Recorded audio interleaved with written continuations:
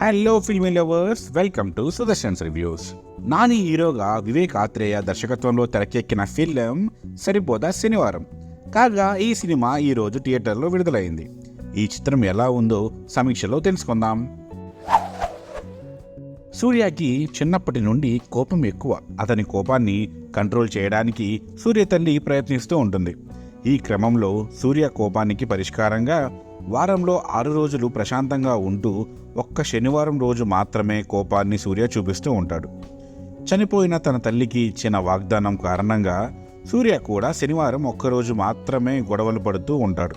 ఆ తరువాత జరిగిన కొన్ని నాటకీయ పరిణామాల నేపథ్యంలో సూర్య కానిస్టేబుల్ చారులతతో ప్రేమలో పడతాడు. అయితే ఈ మధ్యలో క్రూరమైన పోలీస్ అధికారి దయ శోకులపాలెం అనే ప్రాంతాన్ని, అక్కడి ప్రజలను తన అధికార బలంతో పట్టి పీడిస్తూ ఉంటాడు. వారిని దారుణంగా కొడుతూ ఉంటాడు. ఆ ప్రజలను కాపాడాలని ఫిక్స్ అయిన సూర్య దయను ఏం చేశాడు?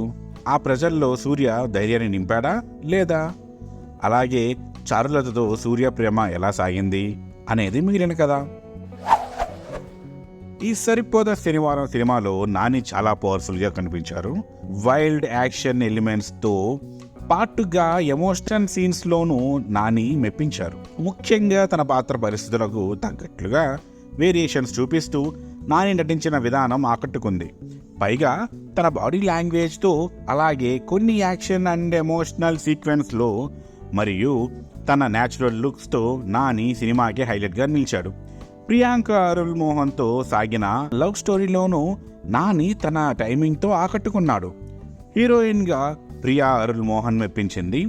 బరువైన భావోద్వేగ సన్నివేశాల్లో కూడా ఆమె చాలా సెటిల్డ్గా నటిస్తూ ఆకట్టుకుంది.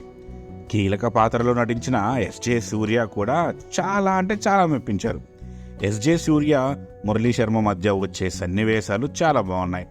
ఇక తండ్రి పాత్రలో నటించిన సాయి కుమార్ కూడా బాగా నటించారని చెప్పొచ్చు. మురళీ శర్మ, అజయ్ ఘోష్ అలాగే మిగిలిన నటీనటులు కూడా తమ పాత్రల మేరకు బాగా నటించారు. దర్శకుడు వివేక్ ఆత్రేయ రాసుకున్న action episodes and emotional scenes బాగున్నాయి. ముఖ్యంగా మదర్ సెంటిమెంట్ చాలా బాగుంది.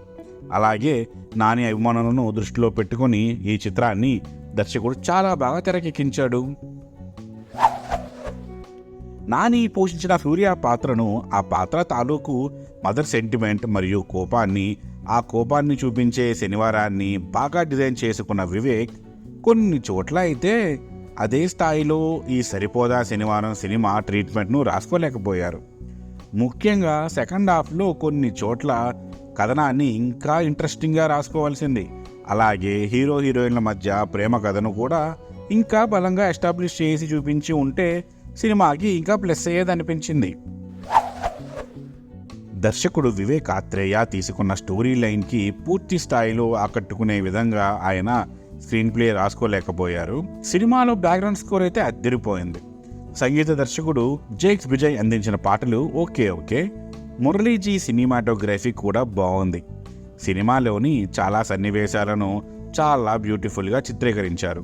ఇక ఎడిటింగ్ విషయానికి వస్తే అక్కడక్కడ ఉన్న కొన్ని సాగదీత సీన్లను ఎడిటింగ్ చేసి ఉండాల్సింది. నిర్మాత డివివి దానయ్య గారు ఎక్కడా కాంప్రమైజ్ కాకుండా ఈ చిత్రాన్ని నిర్మించారు. వారి నిర్మాణ విలువలు చాలా బాగున్నాయి. సరిపోదా శనివారం అంటూ వచ్చిన ఈ యాక్షన్ అండ్ ఎమోషనల్ డ్రామాలో నాని నటన, యాక్షన్ సీన్స్ మరియు మదర్ సెంటిమెంట్, అలాగే నాని పాత్ర తాలూకు ఎలివేషన్స్ అండ్ ఎమోషన్స్ చాలా బాగున్నాయి. క్లైమాక్స్ కూడా బాగా ఆకట్టుకుంది. అయితే కొన్ని సీన్స్ మాత్రం రెగ్యులర్గా సాగాయి. ఓవరాల్గా ఈ సినిమా ప్రేక్షకులను చాలా వరకు మెప్పించవచ్చు. ఈ సినిమాకి సంబంధించి సుదర్శన్ రివ్యూ ఇస్తున్న rating, I am Sudarshan. I am going to signing off.